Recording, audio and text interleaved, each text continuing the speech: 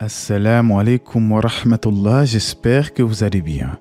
Il arrive parfois que certains croyants ou croyantes s'impatientent et se demandent pourquoi Allah n'exauce-t-il pas mes invocations.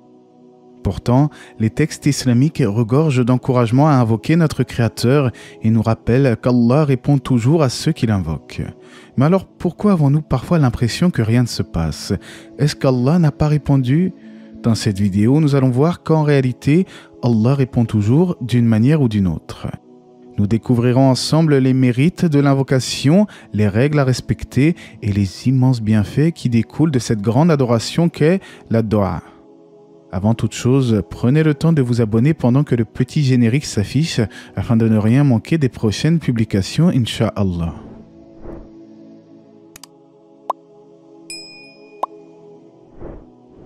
En islam, l'invocation est une grande adoration permettant d'établir un lien direct entre la créature et le Créateur. À chaque instant de la journée, nous pouvons nous tourner vers Allah, joindre nos mains et l'invoquer en lui confiant nos besoins, nos peines et nos espoirs, et ceci dans n'importe quelle langue. Le Coran et la Sunna authentique incitent à invoquer Allah tout en mettant en garde ceux qui, par orgueil, refusent de l'implorer. Allah nous dit dans le sens du verset, « Et votre Seigneur dit, appelez-moi, je vous répondrai. Ceux qui, par orgueil, se refusent à m'adorer entreront bientôt dans l'enfer, humiliés. » Je tiens à attirer l'attention sur le fait qu'il ne faut pas se dire, comme certains le prétendent, « Eh bien moi je n'invoque pas Allah, il m'a déjà tout donné, j'ai honte de lui demander davantage. » Au contraire, c'est Allah qui te demande de te tourner vers lui et de le solliciter. Plus encore, il y a même un hadith où l'on rapporte du prophète alayhi wassalam, Allah est en colère contre celui qui ne l'invoque pas. Même celui qui a tout ce qu'il désire en ce monde, il aura toujours besoin de la guider, de la rectitude, et les prophètes eux-mêmes invoquaient Allah avec constance. Afin de bien saisir le caractère primordial de l'invocation, est-ce que nous méditons sur le fait que le Coran commence par une invocation et se conclut par une invocation? La sourate Al-Fatiha commence en effet avec cette célèbre imploration « Guidez-nous dans le droit chemin » et la sourate An-Nas, la dernière du Coran, renferme également une invocation puisque le croyant effectue une demande de protection contre le mal du démon qui se dérobe et s'insinue dans le cœur des hommes. Le fait que le Coran commence et se termine par une invocation n'est donc pas anodin et cela prouve justement le rang éminent de la dua dans notre religion. Parmi les sagesses évidentes de l'invocation, il y a le fait qu'il s'agisse d'un signe de soumission et de dépendance envers celui qui nous a créés. Alors, je suis conscient que certains sceptiques n'aiment pas ce genre de termes, soumission, dépendance. Eh bien oui, nous le disons, nous nous soumettons corps et âme face à Allah et ce n'est pas pour rien que le mot musulman renvoie au fait de se soumettre à l'unique véritable Dieu, le seul à mériter le culte. Par ailleurs, dans le Coran, Allah a enjoint ses adorateurs à l'invoquer avec crainte et espoir, tout en leur rappelant qu'il est le très proche et qu'il exauce toutes les demandes. Il nous dit dans la sourate La Vache, « Et quand mes serviteurs t'interrogent sur moi, alors je suis tout proche, et je réponds à l'appel de celui qui me prie quand il me prie. » De nombreux prophètes mentionnés dans le Coran ont vu leurs invocations exaucées. Citons par exemple la supplication de Younous alayhi salam Jonas lorsque celui-ci fut prisonnier dans le ventre de la baleine, ou même celle de Ayyub alayhi salam qu'Allah a guéri de son épreuve, ou même Noé, Nuh, lorsqu'il invoqua son Seigneur face à son peuple. Et bien d'autres prophètes ont également vu leurs invocations exaucées, illustrant ainsi la puissance et la miséricorde d'Allah envers ses créatures. Dans les hadiths, on rapporte aussi que le prophète Mohammed a décrit l'invocation comme étant la meilleure forme d'adoration. Par l'invocation, le serviteur s'humilie et se brise en plaçant sa confiance en celui qui est le seul capable de changer une situation donnée. Et c'est pour cela que l'on dit souvent qu'il n'y a de changement et de force qu'en Allah, la hawla wa la quwwata illa billah. L'invocation fait donc partie des causes dont doit user le serviteur d'Allah pour en voir les effets bénéfiques. Et il serait incorrect de dire « de toute façon, tout est déjà prédestiné, donc l'invocation ne sert à rien en soi ». Ce qu'il faut bien comprendre, c'est que l'invocation fait elle-même partie du destin. En effet, Allah peut décréter un bien ou un mal selon que son serviteur l'invoque ou non. Ainsi, il se peut qu'un malheur soit décrété pour celui qui refuse d'invoquer son Seigneur. Parmi les preuves du mérite de l'invocation en islam, il y a également le fait qu'Allah aime entendre ses serviteurs se confier à lui, bien qu'il peut parfaitement se passer de leurs prières. Ceci n'est pas sans nous faire rappeler le hadith Qudusi où le prophète rapporte ces propos de son Seigneur. « Ô mes serviteurs, vous êtes tous égarés, sauf celui que je guide. Demandez-moi donc de vous guider, je vous guiderai. Ô mes serviteurs, vous êtes tous affamés, sauf celui que je nourris. Demandez-moi donc de vous nourrir, je vous nourrirai. Ô mes serviteurs, vous êtes tous nus, sauf celui que je vais. Demandez-moi donc de vous vêtir, je vous vêtirai.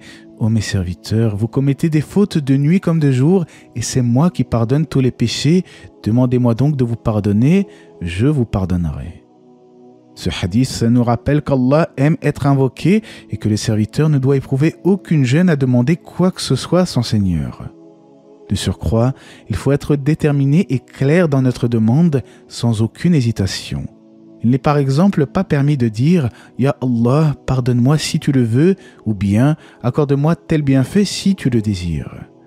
C'est en ce sens que le prophète déclara lorsque l'un d'entre vous invoque Allah qu'il ne dise pas « Ô Allah, pardonne-moi si tu veux », mais qu'il soit résolu dans sa requête et qu'il exprime son désir sans s'imposer de limites, car rien de ce qu'Allah n'accorde n'est trop grand pour lui.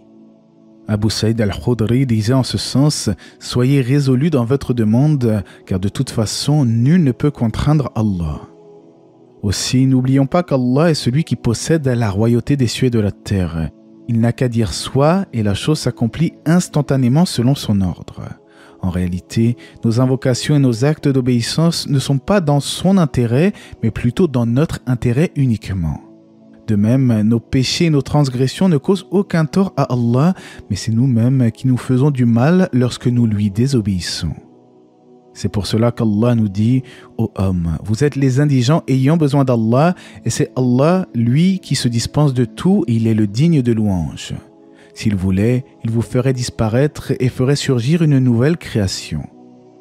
En réalité, nous avons grand besoin de la subsistance d'Allah, de son pardon et de ses grâces. On retient de tout cela qu'Allah aime être imploré, bien qu'il se dispense largement des mondes. Il aime également pardonner à ses serviteurs lorsqu'ils se repentent sincèrement, et tout ceci en raison de sa générosité infinie et de sa grande miséricorde. Il accorde ses grâces à qui il veut sans compter et il pardonne beaucoup. Plus encore, Allah est trop pudique pour repousser celui qui l'invoque car il ne veut pas le décevoir.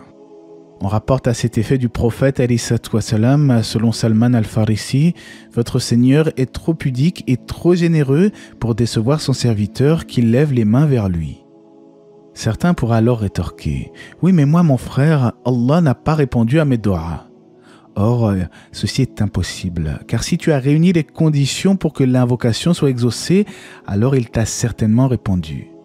Concernant les règles et les conditions à respecter, nous allons bientôt y venir, Inch'Allah. Donc, comme je le disais, Allah répond toujours à son serviteur croyant d'une manière ou d'une autre. Parfois, l'adorateur obtient immédiatement ce qu'il a demandé, alhamdulillah, et la dua se réalise exactement comme il l'a souhaité. Mais il se peut aussi qu'Allah réponde en accordant un bien équivalent à l'intensité de la demande initiale ou même choisit de préserver son serviteur d'un mal. De nombreux hadiths vont en ce sens et le plus évocateur est le suivant. Il n'est pas de musulman qui invoque Allah sans qu'il ne l'exauce dès ici-bas ou ne lui réserve une récompense identique dans l'au-delà ou encore lui épargne un mal identique. Et ce, tant que cette prière ne conduit pas au péché comme la rupture des liens de parenté. Donc, comme nous l'a informé le prophète, si l'invocation est éloignée de toute transgression, alors elle est forcément exaucée d'une manière ou d'une autre, que ce soit dans l'immédiat ou après un certain laps de temps, ici-bas ou dans l'au-delà. Malgré tout, il y a tout de même un point essentiel auquel chaque musulman et chaque musulmane devrait prêter attention. L'invocation doit respecter certains critères et certaines conditions. En effet, il existe des obstacles à connaître qui pourraient entraver la réalisation de la demande. Parmi les causes propices à l'exaucement de l'invocation, il est essentiel que le serviteur soit sincère dans sa demande et que celle-ci ne comporte pas de péché. Il faut également être déterminé dans son invocation et avoir la conviction profonde qu'Allah répondra à celle-ci. À cet effet, je me souviens qu'un jour, le Cheikh Al-Husaymin disait à ce sujet qu'il ne faut pas faire des invocations comme une sorte de test. Tiens, eh bien, on va voir si Allah va me répondre. Ceci est une grave erreur et démontre une faiblesse dans la foi de celui qui demande. Dans un hadith, il est clairement dit qu'Allah n'exauce pas celui dont le cœur est distrait ou absent. Aussi, parfois une personne peut voir son invocation rejetée à cause de gains illicites liés à son activité, voire d'un péché qui aurait pris le dessus sur elle.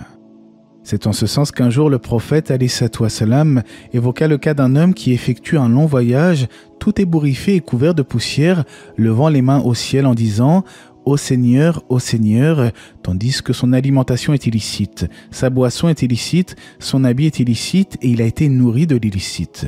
Comment celui-ci pourrait-il être exaucé ?» Ainsi, il est évident qu'un musulman qui se livre à la vente de substances illicites ne réunit pas les conditions d'acceptation de l'invocation. Le croyant se doit de vivre de biens licites en travaillant dans ce qu'Allah aime et agrée, et même si en France il est parfois difficile de trouver un travail 100% pur, il ne faut jamais se décourager. Dans le Coran, Allah nous exhorte à ne pas nous entraider dans le péché et la transgression. Quant à celui qui persiste à vivre de gains illicites, à consommer des nourritures provenant de ce qui est interdit ou à porter des vêtements obtenus frauduleusement, qu'il sache que son mode de vie est un obstacle à l'acceptation de cette doua. De la même manière, celui qui est plongé dans les ténèbres des péchés ne devrait pas s'étonner de ne pas voir ses invocations se réaliser, et comme le disait l'un de nos pieux anciens, ne t'étonne pas de la lenteur de la réponse à ta prière, car tu lui as barré la route par les péchés. C'est pour ceci que le renoncement au péché et aux gains illicites, la sincérité et l'obéissance à Allah font partie des meilleurs moyens pour que tes prières soient exaucées par le Créateur. De surcroît, j'évoquais le cas de certaines personnes qui s'attristent parfois de ne pas voir leurs invocations exaucées. Or, ce que beaucoup oublient parfois, c'est qu'il faut garder à l'esprit que le véritable croyant doit se montrer patient. C'est pour cela que l'on rapporte du prophète qu'il a dit « Chacun de vous est exaucé tant qu'il ne s'impatiente pas en disant par exemple « J'ai invoqué mon Seigneur, mais je n'ai pas été exaucé ». Ainsi, il faut continuer à invoquer encore et encore sans jamais se lasser, car l'impatience est l'un des plus grands obstacles à la réalisation de la doua. Pire encore, certaines personnes finissent par se lasser d'invoquer et alors qu'Allah était sur le point d'exaucer leurs demandes, ils arrêtent de se tourner vers lui. Ibn al-Qayyim cite une parole poignante sur ce sujet en disant qu'une telle personne est à l'image d'un homme qui sème une graine qu'il arrose régulièrement. Mais, lassé d'attendre sa maturation, il finit par l'abandonner. En se basant sur les hadiths en lien avec l'invocation, les savants de l'islam ont exposé 4 grandes causes facilitant l'exaucement de la doua. La première réside dans le fait d'être en voyage, car en islam, la prière du voyageur est toujours exaucée. On rapporte en ce sens du prophète ﷺ, 3 invocations sont toujours exaucées sans aucun doute. L'invocation de l'opprimé, celle du voyageur ou celle du père pour son enfant. Plus le voyage est long, plus l'invocation est à même d'être exaucée, car c'est souvent lors des longs voyages que le serviteur se fait humble en raison de la difficulté liée à l'éloignement de sa terre d'origine. Or, l'humilité est l'une des principales causes de l'exaucement des prières. La deuxième cause favorisant l'exaucement de la doua est justement l'humilité, le fait de se recueillir avec modestie devant Allah, et c'est ainsi que le prophète était lorsqu'il invoquait son Seigneur. La troisième cause est le fait de lever les mains au ciel en les joignant. Ceci est notamment prouvé par le hadith que j'ai cité tout à l'heure. Votre Seigneur est trop pudique et trop généreux pour décevoir son serviteur qui lève les mains vers lui. Et là, je tiens à ouvrir une petite parenthèse. Il n'a jamais été dit qu'il était bid'a de lever les mains vers le ciel, bien au contraire, c'est une sunna recommandée. Il est évident que si vous êtes en voiture et que vous décidez d'invoquer Allah, vous n'allez pas lâcher les mains du volant, car vous pouvez invoquer Allah sans lever les mains. Mais en dehors de cela, il est méritoire de lever les mains lors des invocations, au niveau des épaules et en joignant celles-ci. On peut également se couvrir un peu le visage avec la paume des mains en direction de la Qibla. Plus encore, lors des grandes difficultés en cas d'attaque de l'ennemi ou lors des périodes de sécheresse, on rapporte même que l'on pouvait apercevoir la blancheur des aisselles du prophète ﷺ lorsqu'il invoquait Allah en joignant ses mains. En revanche, il n'est pas rapporté que le prophète et ses compagnons levaient les mains durant la prière du Jumu'ah le vendredi spécifiquement. Il faut donc juste dire Amin après l'imam sans lever les mains. Mais durant l'invocation du witr, pour clôturer les prières de nuit par exemple, alors il est sunna cette fois-ci de lever les mains, comme c'est le cas durant le mois de Ramadan derrière l'imam. La sagesse dans le fait de lever les mains vers les cieux est que cela nous rappelle notre dépendance et notre humilité lorsque nous sollicitons notre Créateur, celui qui règne en maître sur toute la création. Ceux qui sont dans les cieux et la terre l'implorent, chaque jour il accomplit une œuvre nouvelle. Celui qui lève les mains au ciel reconnaît qu'Allah est celui qui exauce les demandes, pardonne les péchés et dispense de ses grâces à toutes ses créatures. Il reconnaît aussi que rien ne lui échappe ni dans les cieux ni sur la terre et il entend toutes nos demandes simultanément malgré leur grand nombre. Tous les sons qui proviennent de la création, Allah les distingue parfaitement comme s'il s'agissait d'un seul et unique son. Il distingue également chaque détail au sein de l'univers jusqu'à cette fourmi noire sous une pierre noire dans l'obscurité de la nuit. Également, celui qui lève les mains au ciel reconnaît qu'Allah est au-dessus de sa création, comme l'indiquent les textes du Coran et de la Sunna. D'ailleurs, quiconque invoque Allah ressent naturellement cette prédisposition, sauf celui dont la croyance a été altérée. Les textes qui attestent que les choses montent vers Allah sont d'ailleurs connus et très notoires, comme le verset « Vers lui monte la bonne parole et il élève haut la bonne action ». Concernant le fait de s'essuyer les mains sur le visage après la dua, à ma connaissance, les hadiths qui évoquent cette pratique sont faibles et ne constituent pas une preuve en soi.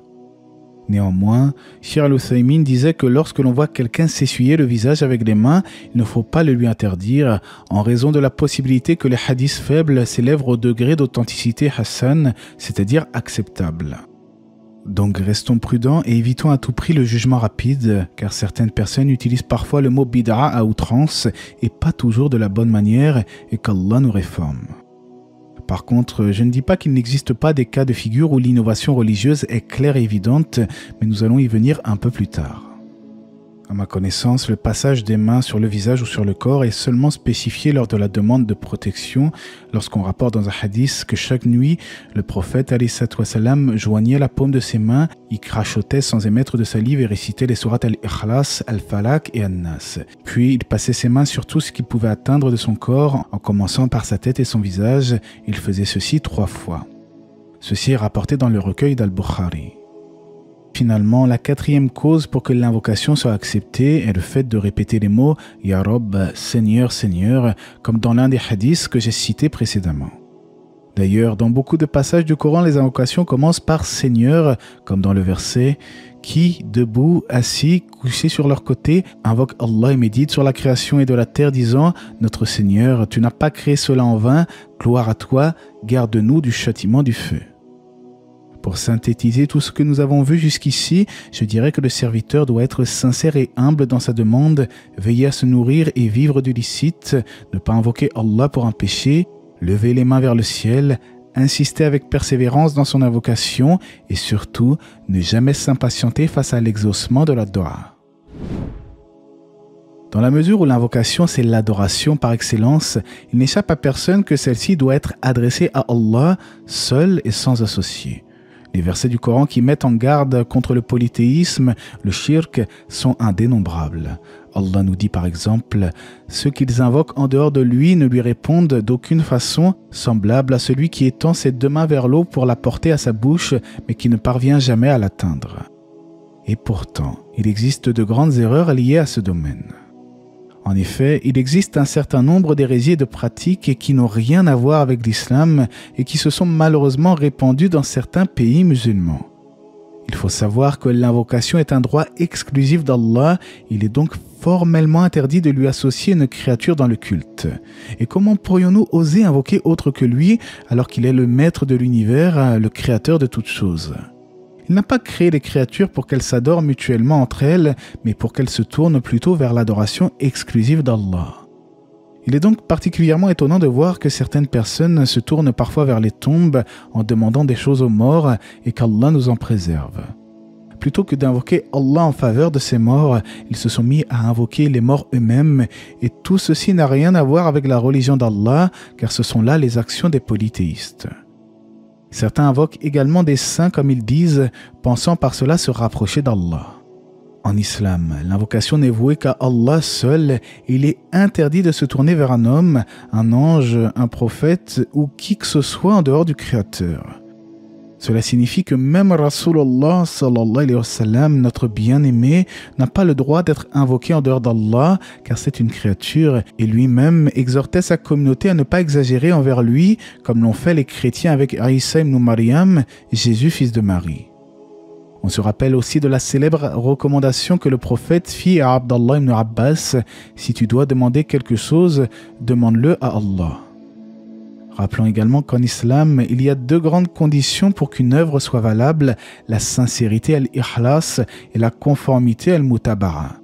Celui qui est sincère dans cette adoration mais ne se conforme pas à la législation, alors il innove en religion. Et celui qui est conforme mais n'est pas sincère, c'est un hypocrite.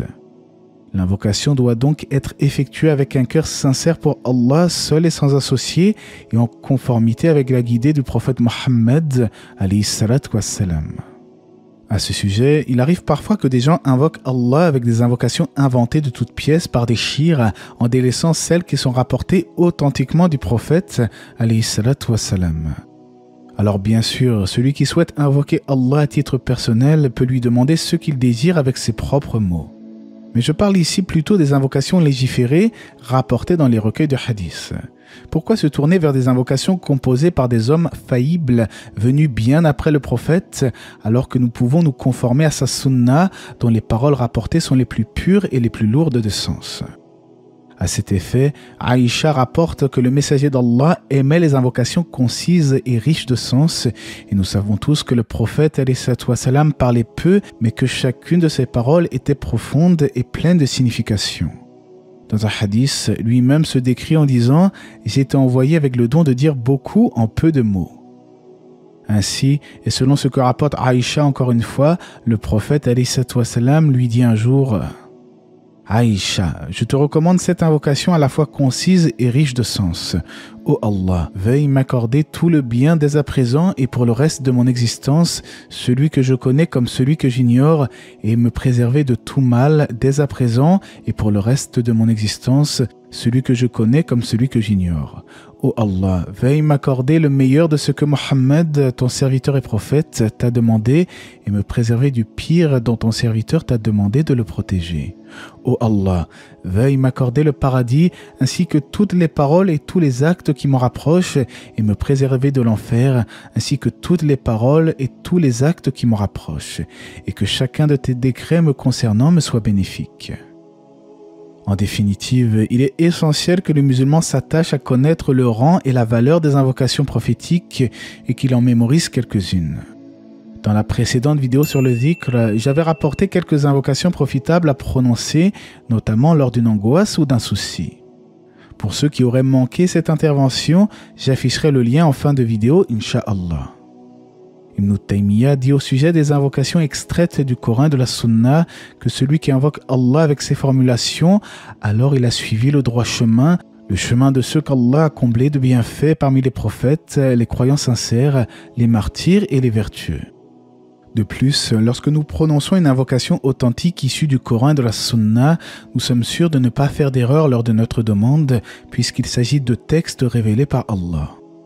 C'est pour ceci que de nombreux hadiths relatifs au dhikr et aux invocations indiquent que le prophète alayhi salatu wassalam les enseignait à ses compagnons, tout comme il leur enseignait les sourates du Coran.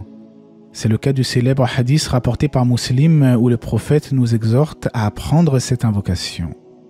Ô Allah, préserve-moi du châtiment de l'enfer, des tourments de la tombe, de la tentation du Dajjal et des épreuves de la vie et de la mort.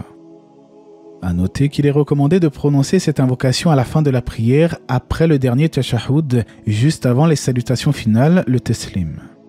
Après, comme je le disais, il n'y a aucun mal à invoquer Allah dans sa langue maternelle et à lui demander ce que l'on souhaite avec nos propres mots, surtout pour les non-arabisants. Cependant, il serait judicieux de s'imprégner des formulations arabes tirées du Coran et de la Sunna afin de parfaire nos invocations.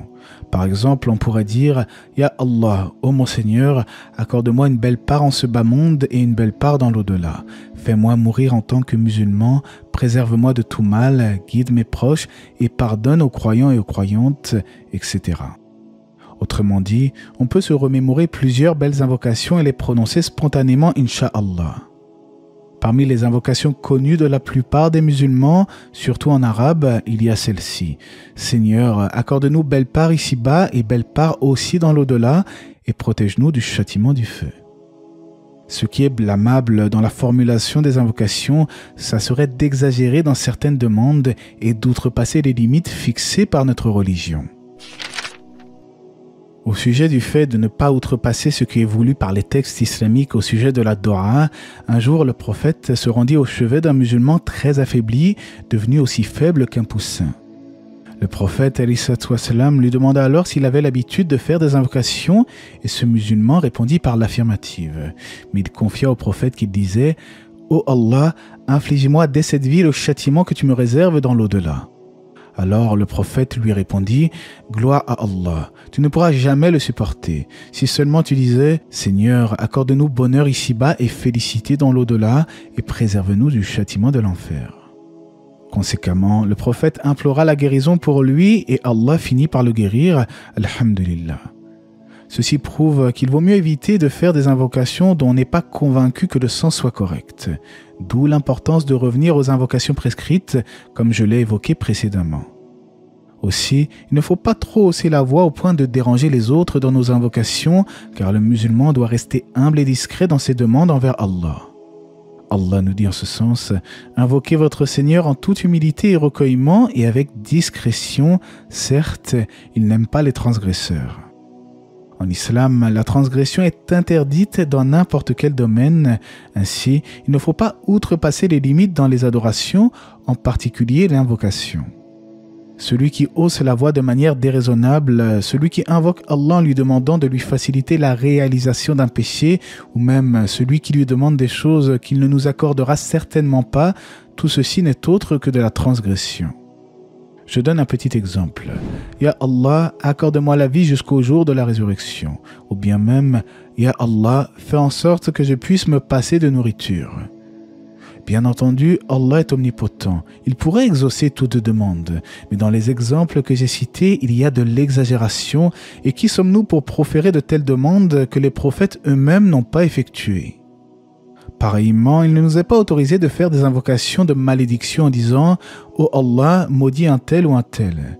Mais il faut plutôt dire « Oh Allah, guide cette personne, guide son cœur à l'islam ». Et ça, c'était la sunna du prophète Mohammed qui, même lorsqu'il fut rejeté de Taïf au point où ses pieds étaient ensanglantés, vilipendés et chassés, il refusa que l'ange des montagnes ne les anéantisse. Il préféra plutôt qu'Allah suscite de ces gens une descendance qui sera sur l'islam. Allah ne nous dit-il pas, et que la haine d'un peuple ne vous incite pas à être injuste, soyez équitable, cela est plus proche de la piété. Malheureusement, aujourd'hui on entend des mots sortir de la bouche de certains fidèles, juste invraisemblables. Qu'Allah t'humilie, qu'Allah te brise le dos, qu'Allah te maudisse. Mais d'où vous sortez vos invocations exactement? De la sunna purifiée de notre bien-aimé prophète ou de votre haine mal placée? On rapporte d'ailleurs du prophète ﷺ, ne vous maudissez pas en appelant sur les gens la malédiction d'Allah ou son courroux ou bien en leur souhaitant l'enfer. Et pour cause, j'ai même vu des gens se réjouir parfois de la mort de certains musulmans car il s'agirait selon eux d'innovateurs.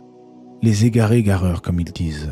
Une fois, il y a longtemps, je discutais avec un frère qui a même osé dire au sujet d'Ahmed Didat, qu'Allah lui fasse miséricorde, eh bien que c'était un grand innovateur qui appelait au shirk, waliyadu billah. Et qu'Allah raffermisse la communauté et nous éloigne de ceux qui se sont écartés de la bienveillance du prophète Mohammed, alayhi salatu wassalam. D'une manière générale, plus le musulman s'écarte de la conduite prophétique, plus il outrepasse les limites de la religion. A contrario, celui qui s'attache fermement au Coran et à la Sunna, il demeure à l'abri des erreurs et de la transgression. Comme je le disais, il ne faut pas par exemple trop hausser la voix lors de la dua. Aussi, peut-être connaissez-vous le récit où il est dit qu'un jour les compagnons ont quelque peu haussé le ton pour évoquer Allah et le prophète leur dit alors « Ô gens, ménagez vos forces, assurément, vous n'invoquez ni un sourd ni un absent, vous invoquez celui qui entend tout, le tout proche. Ceci prouve qu'il faut rester discret lorsque nous invoquons notre Seigneur et c'est pour cela que le prophète a conseillé à ses compagnons de se maîtriser. Lorsque l'on invoque Allah, nous devons le faire à voix basse, comme des murmures, et le solliciter avec crainte et espoir, comme l'indique le verset, et invoquez-le avec crainte et espoir, car la miséricorde d'Allah est proche des bienfaisants. Avec espoir, car si celui qui invoque Allah n'a pas d'espoir d'être exaucé, alors il ne fera pas la dua. Il est en effet invraisemblable qu'une personne demande une chose sans alimenter l'espoir de l'obtenir. Quant à la crainte, celui qui ressent de la peur éprouve le besoin de se tourner vers son Créateur. Et comme le disait Ibn Taymiyyah en commentant le verset que j'ai cité, « Béni soit celui qui a fait de sa parole un remède contre les maladies du cœur. » Également, l'une des plus belles manières d'invoquer Allah est de le solliciter par ses plus beaux noms par lesquels il s'est lui-même nommé. Par exemple, « Ô toi le guide, guide-moi » ou encore « Ô toi le grand pardonneur, pardonne-moi mes fautes ». On peut également mentionner une caractéristique vertueuse afin d'introduire l'invocation, comme dans le verset où il est dit, qui disent « Ô notre Seigneur, nous avons foi, pardonne-nous dans nos péchés et protège-nous du châtiment du feu. » Dans les hadiths, il est également rapporté le récit de 3 hommes qui ont supplié Allah en mentionnant leurs bonnes actions alors qu'un rocher avait bloqué l'entrée de la grotte où ils se trouvaient. Allah les a alors exaucés et finalement délivrés. La narration est la suivante. 3 hommes qui étaient de sortie furent surpris par la pluie alors qu'ils marchaient. Ils cherchèrent aussitôt refuge à l'intérieur d'une grotte qui se trouvait dans la montagne. Un rocher tomba soudainement et vint obstruer la sortie de la grotte. Ils dirent alors « Invoquons Allah par les meilleures des œuvres que nous avons accomplies. » À ces mots, l'un d'eux dit « Ô Allah, j'avais des parents très avancés en âge ainsi que des enfants pour lesquels je m'occupais à faire paître le troupeau. À mon retour le soir, je trayais les bêtes et je commençais à donner à boire à mes parents avant même d'en donner à mes enfants et à mon épouse. Un jour, j'ai mis du temps à rentrer et, en arrivant la nuit, j'ai trouvé mon père et ma mère endormis. Comme je détestais l'idée de les réveiller, mes enfants sont restés à pleurer de faim à mes pieds jusqu'au lever de l'aube. Ô Allah, si tu sais que j'ai fait cela pour ton visage, fais-nous une ouverture à partir de laquelle nous pourrons voir le ciel. » Il a dit, une ouverture leur fut alors faite, et le deuxième dit, « Ô Allah, j'avais une cousine, l'une des filles de mon oncle paternel que je désirais fortement. Je lui demandais de céder à mes avances, mais elle refusa, et ce jusqu'au jour où je lui apportais 100 dinars. Je lui fis une proposition et je pus enfin la faire céder. Mais une fois que je me suis installé entre ses jambes, elle me dit, « Crains Allah. » Ne rompt le cachet, c'est-à-dire l'hymen, que dans le cadre légitime du mariage. Je me suis alors levé et je l'ai délaissé. Si tu sais de moi que j'ai uniquement fait cela dans l'espoir de voir ton visage, fais-nous une ouverture. Il a dit, une ouverture aux 2/3 de l'entrée leur fut faite. Le troisième dit, « Ô Allah, si tu sais de moi que j'avais engagé un ouvrier contre un récipient de riz, qu'ayant terminé son travail, je lui donnais son dû, mais qu'il refusa de le prendre, et que, depuis lors, j'ai fait fructifier son bien jusqu'à pouvoir acheter avec des vaches et leurs bergers. » Un jour, l'ouvrier revint et me dit, « Ô serviteur d'Allah, donne-moi mon dû. » Je lui répondis, « Va et prends ces vaches ainsi que leurs bergers, ils sont à toi. » Il a dit, « Te moques-tu de moi ?» J'ai répliqué, « Non, certes, je ne me moque pas de toi, mais tout ceci est à toi. Ô Allah, si tu sais que j'ai fait cela en vue de ta face, alors écarte ce qui reste du rocher et libère-nous. » Et ils furent alors délivrés. Bien sûr, par ce récit, il ne faut pas comprendre qu'il faut rappeler à Allah le bien que nous avons fait juste pour le lui rappeler, car Allah est parfaitement au courant de cela. Il s'agit seulement de mentionner ces choses qu'il aime et agrée afin d'introduire une demande. On pourrait dire par exemple « Ya Allah, je t'aime et j'aime ta religion. Hier j'ai accompli telle œuvre afin de te plaire, ainsi je te demande de me raffermir sur ta religion. » C'est juste un exemple. Également, on peut aussi demander à certaines personnes d'invoquer Allah pour nous s'il y a un besoin, comme ce fut le cas de certains compagnons qui demandaient au prophète d'invoquer Allah en leur faveur ou pour l'ensemble des musulmans. Nous allons maintenant voir ensemble quels sont les moments les plus propices pour que nos invocations soient acceptées. Restez attentifs car c'est un sujet très important. En effet, il y a certains moments, certains lieux ou même certaines circonstances où les prières sont plus à même d'être exaucées. Par exemple, il y a une sunna assez méconnue de beaucoup de musulmans, le fait de découvrir une partie de son corps lorsqu'il pleut. En effet, on rapporte qu'un jour, lorsqu'il commençait à pleuvoir, le prophète a dévoilé une partie de son corps en l'exposant à la pluie. Lorsqu'on lui demanda la raison de son geste, il répondit « car elle provient d'Allah ». Notons que c'est une sunna recommandée et pas forcément obligatoire, car le prophète n'a pas ordonné à ses compagnons de faire comme lui, et c'est l'avis de Cheikh Al-Uthaymin. Aussi, lorsqu'il pleut, on peut invoquer Allah avec cette invocation « Ô Seigneur, que ce soit une pluie utile ». On rapporte également dans un hadith que le prophète ﷺ a dit « Deux invocations ne sont pas repoussées, l'invocation au moment de l'appel à la prière et celle faite sous la pluie. » Parmi les moments au cours desquels il est bon d'invoquer Allah, il y a également le dernier tiers de la nuit, un peu avant l'aube. Allah dit en ce sens « et ceux qui implorent pardon juste avant l'aube ». À cet effet, le prophète relate ceci à propos de son Seigneur dans un hadith « Notre Seigneur descend chaque nuit vers le ciel de l'ici-bas lorsqu'il ne reste que le dernier tiers de la nuit et il dit « Qui m'invoque afin que je l'exauce ? Qui me demande afin que je lui donne ? Qui me demande pardon afin que je le pardonne ?» Bien entendu, nous ne disons pas qu'Allah descend d'une manière semblable à celle de ses créatures, car rien ne lui ressemble. Il s'agit d'une descente qui convient à sa majesté et à son essence. J'ai d'ailleurs déjà évoqué ce sujet lorsque j'ai parlé des noms et des attributs divins. Le musulman doit se garder d'interpréter ce genre de texte selon sa raison, comme le font ceux qui nient qu'Allah se soit établi sur son trône. Il ne faut ni rejeter ces informations rapportées dans les textes, ni chercher à en connaître leur réalité profonde, car cela dépasse de loin notre compréhension. En vérité, Allah est différent de tout ce que l'homme peut concevoir.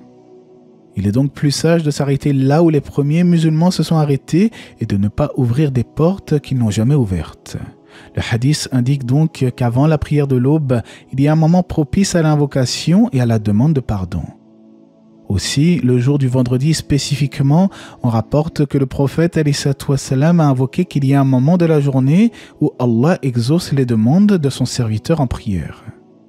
Les savants ont divergé afin d'identifier ce moment. Certains voient que cela serait entre le moment où l'imam s'assoit sur le minbar jusqu'à la fin de la prière du vendredi. D'autres sont plutôt d'avis que cet instant se situe après la prière de l'après-midi et Allah sait mieux. Aussi, pendant le mois de Ramadan, le musulman doit multiplier les invocations le jour de Arafat.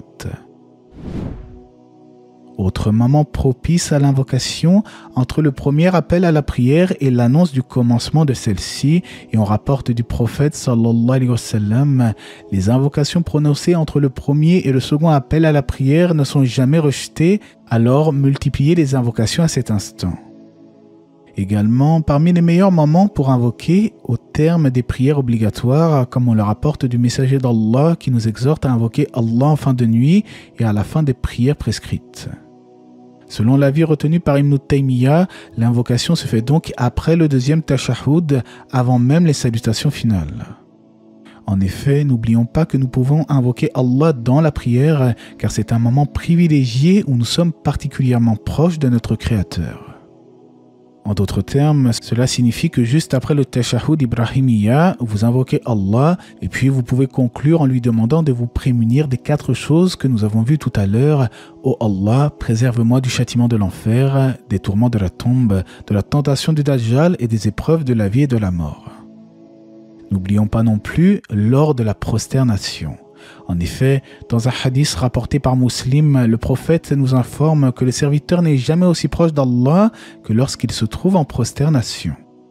Il faut donc multiplier les invocations dans cette position. 3 invocations ne sont jamais rejetées également, celle du père pour son enfant, celle du voyageur et celle du jeûneur.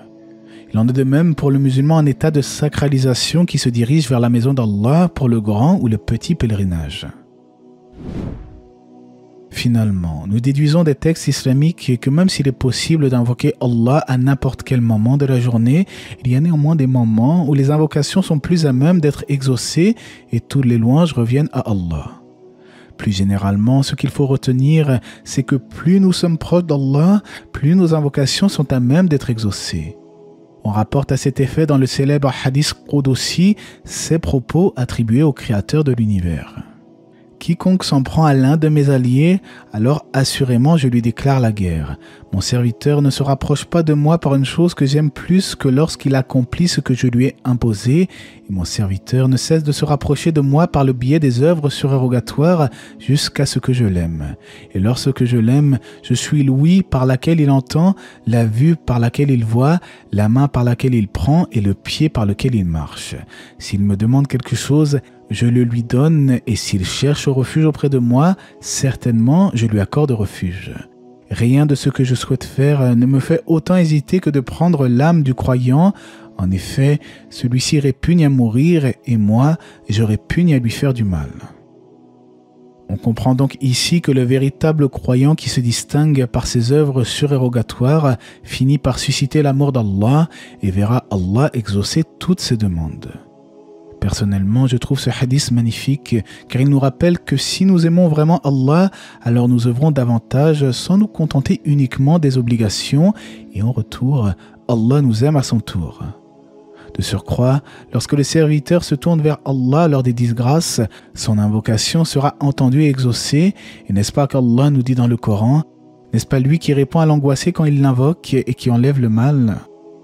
En effet, celui qui est éprouvé est plus à même d'être dans un profond recueillement lorsqu'il se tourne vers son Créateur, et plus le serviteur est sincère, humble et recueilli dans sa demande, plus sa dua trouvera écho auprès de son Seigneur. Ceci n'est pas sans nous faire rappeler la célèbre invocation de Younous lorsqu'il était dans le ventre de la baleine. « Pas de divinité à part toi, pureté à toi, j'étais vraiment du nombre des injustes. » Il est rapporté dans la sunna que nul musulman n'implore Allah par ces mots sans qu'il ne soit exaucé. D'ailleurs, il est temps d'évoquer la concentration nécessaire lorsque nous invoquons Allah. Comme nous l'avons vu tout au long de cette vidéo, l'invocation est le moyen le plus sûr d'obtenir ce que nous désirons en sollicitant le Créateur. Néanmoins, l'invocation peut avoir un effet limité, voire devenir caduque pour différentes raisons. J'ai déjà évoqué le fait que certains vivent d'une subsistance illicite et d'autres invoquent Allah avec des formulations inappropriées comportant un péché ou une malédiction. Mais il y a aussi le fait qu'Allah n'exauce pas celui dont le cœur est distrait.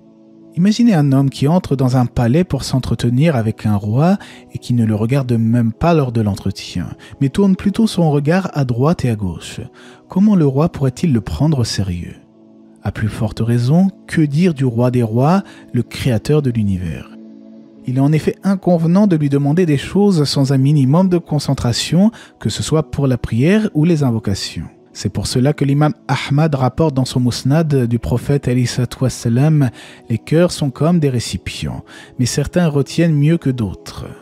Si donc vous invoquez Allah, faites-le en étant convaincu que vous serez exaucé, car Allah n'exauce jamais celui qui l'invoque, le cœur distrait.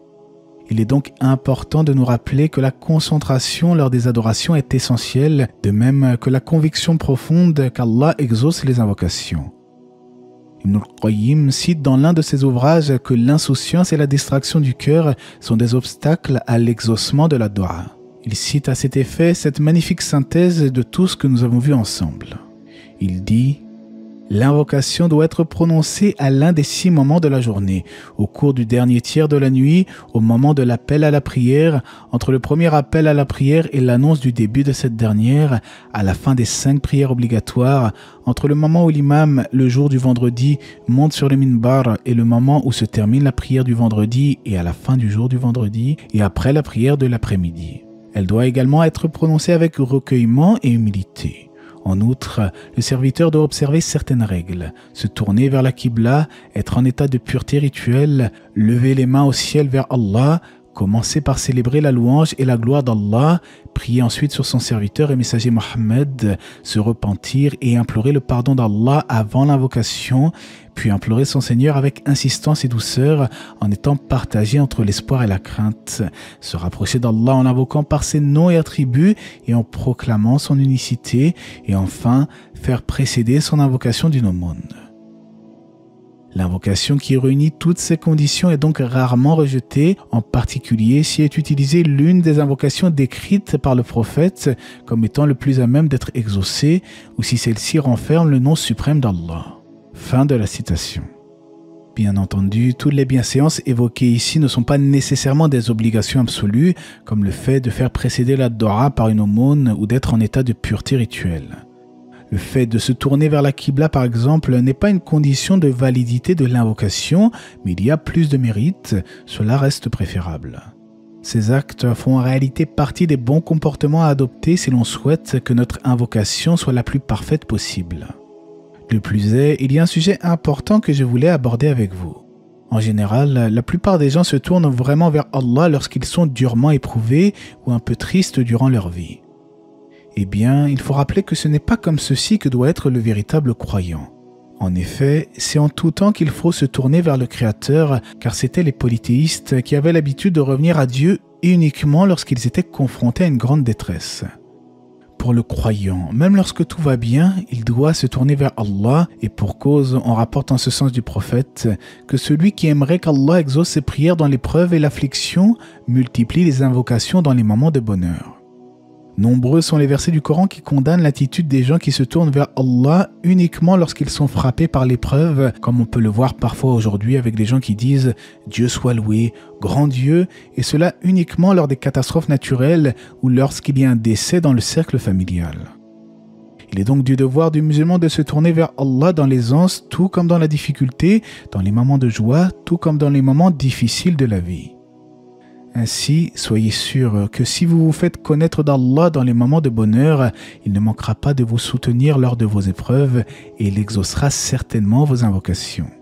Dans un autre hadith, on rapporte du prophète alayhi salatu wassalam, « Fais-toi connaître à Allah dans les moments faciles, il te connaîtra dans les moments difficiles. » Dans ce rappel, nous avons vu ensemble les règles, les conditions et les bons comportements à adopter avant d'invoquer Allah. Il faut être sincère dans notre demande, rechercher les moments les plus propices à l'invocation, vivre de ce qui est licite et s'éloigner de la distraction du cœur lors des demandes. Il est bon également de lever les mains vers le ciel, d'insister lors de la dua et de ne jamais s'impatienter face à l'exaucement, car d'une manière ou d'une autre, Allah répond toujours à celui ou celle qui le sollicite. Le musulman se doit également de se repentir à Allah avec assiduité en s'éloignant définitivement de son péché, car parfois, une invocation peut être entravée à cause des désobéissances. Même le prophète Mohammed, le meilleur des hommes, se repentait plus de 70 fois par jour, subhanallah, que dire de nous autres? Il est aussi préférable de commencer l'invocation en louant Allah tout en prononçant les formulations de la prière sur le prophète pendant la dua. Ibn al-Qayyim disait à cet effet que la clé de l'invocation, c'est la prière sur le prophète alayhi salatu wassalam. Ainsi que celui qui désire invoquer Allah alors qu'il commence par prier sur le prophète, qu'il demande ce qu'il a besoin, puis qu'il conclut son invocation en priant de nouveau sur le prophète. Dans un hadith, on rapporte ces propos du messager d'Allah. Lorsque l'un d'entre vous prie, qu'il commence par louer Allah et faire les éloges d'Allah, puis qu'il prie sur le prophète, puis après cela, qu'il invoque par ce qu'il veut. Il y a donc 3 façons de prier sur le prophète alayhi salatu wassalam lors de la dua. Soit vous priez sur le prophète avant d'invoquer et après avoir loué Allah, puis vous formulez votre demande. Soit vous priez sur le prophète au début, au milieu et à la fin de la dua, soit vous le faites au début et à la fin de l'invocation. La formulation la plus simple consiste par exemple à introduire l'invocation en disant « Alhamdulillah wa salatu wa salam ala rasulillah ». Il est également possible de conclure avec le tashahhud ibrahimiyya. Tout ceci fait partie des bons comportements à adopter lorsque nous invoquons notre Seigneur. Il est aussi de notre devoir d'invoquer pour les musulmans de manière globale, pour nos familles, pour la guidée des gens et pas uniquement pour notre propre personne. Le véritable croyant, c'est celui qui a le souci pour les autres et leur souhaite le bien. Donc, si tu souhaites invoquer pour autrui, commence par ton cas particulier et demande ensuite à Allah pour les autres, comme cela est mentionné dans un hadith rapporté par Al-Tirmidhi, où il est mentionné que le prophète alayhi salatu wassalam commençait d'abord par lui-même, puis invoquait en faveur d'une personne. On retrouve d'ailleurs cette logique chronologique dans la parole d'Allah et implore le pardon pour ton péché, ainsi que pour les croyants et les croyantes. À cet effet, il est recommandé pour le musulman d'invoquer en la faveur de celui qui s'est montré bon et généreux envers lui. On peut par exemple dire à quelqu'un qu'Allah te récompense, barakallahu fik et d'autres formulations. Finalement, et je conclurai avec ça, il y a un hadith où le prophète sallallahu alayhi wa sallam nous dit au sujet du pardon que l'on demande en faveur des croyants et des croyantes. Celui qui demande pardon pour les croyants et les croyantes, Allah lui inscrit une bonne action pour chaque croyant et chaque croyante. Imaginez donc le nombre de croyants et de croyantes sur terre. Non seulement vous invoquez pour eux, mais vous gagnez également une bonne action pour chacun d'entre eux, et ceci n'est pas négligeable. Et qu'Allah nous guide et nous accorde la rectitude, qu'il fasse de nous des serviteurs reconnaissants, assidus à son évocation, et qu'il exauce nos invocations. Et à lui revient la connaissance pure et parfaite. J'espère que ce rappel vous aura été profitable. Des liens devraient d'ores et déjà s'être affichés, dont la vidéo sur le dhikr. Et que la paix et les bénédictions d'Allah soient sur le prophète, sa famille et ses compagnons.